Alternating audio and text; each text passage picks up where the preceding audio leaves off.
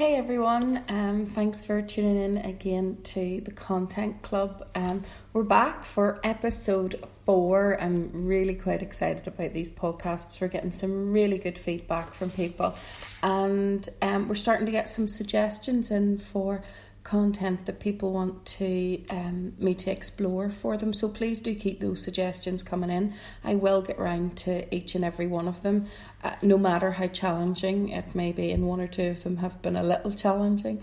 So today I really wanted to chat about using positive language in your blogging or in your content creation, and that is even in the most negative scenario.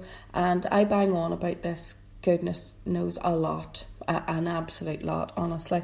And for me, it's so important, because when it comes to people reading your content, they don't want to walk away with a negative feeling. So, I mean, not every blog post that we'll ever write is going to have to be happiness and fluffy ducks, and some businesses are tackling some very serious and negative subjects. So that can pose a real problem when you're then trying to create some good, engaging digital content. So getting that tone right is absolutely essential. This will ensure that the readers will connect to the message, but they'll also take it seriously as well as take action. So for me, using that positive language is an absolute must. It's, when dealing with negative topics, serious subjects, all of that kind of thing.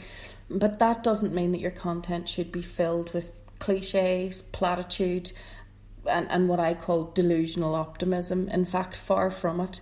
People are going to see through something that really isn't genuine, or it feels forced, and they'll switch off immediately. So using positive language to me is more about creating a hopeful and inspirational mindset. It's allowing your content to deal directly, succinctly, sensitively and sincerely with the negative or serious message, but then offering solution, offering hope, inspiration, and an alternative option for the reader. So ensuring that the reader doesn't come away with some sort of apocalyptic doomsday thought process is absolutely key to getting them to engage with whatever your service or the message or the campaign might be.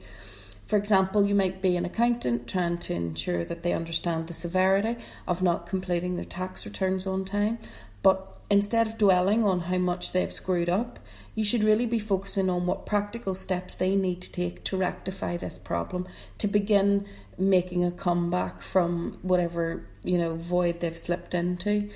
And it might be that one of your top tips might be that they come and ask you for help, and that is how you integrate your sales message into the content without being too obvious.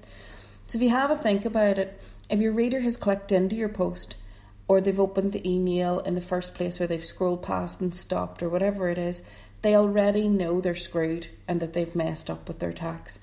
They want you to make them feel like it can be fixed, that the Armageddon going on in their head can go away, so don't make them feel worse by causing more stress and worry. What you're there to do is to alleviate those fears, alleviate that worry, and make them feel like this can be solved, that there is a solution out there.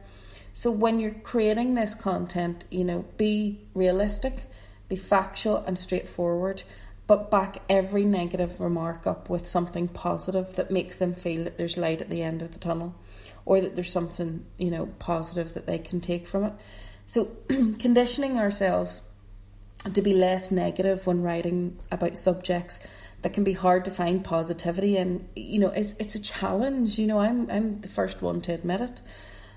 But and for some people that can be a complete head melt, and it's something that as a journalist and a company, we've spent many years, I suppose, mastering that skill, taking what is essentially a really awful story, about heartache and heartbreak, and turning it into something positive. And we've translated that, I suppose, those skills that we used in journalism into the corporate world, and we now have a way of looking at whether it's a charity campaign, whether it's a serious business message, whatever it is, it's the idea that you want to warn people, make sure that they know that, you know, there's potentially a problem, there is a problem, or there's something that they need to watch out for or be careful of or whatever. But at the same time, you want them to feel that it's manageable.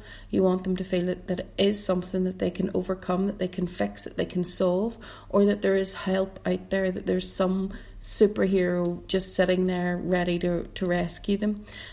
So please do, when you're thinking about your content, regardless of the subject, I want you to think of, you know, this positive language.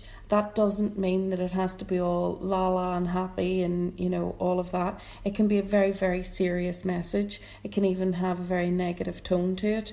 But what I want is to make sure that we offset those negative feelings that your reader might have with some really good, inspirational, hopeful, positive language.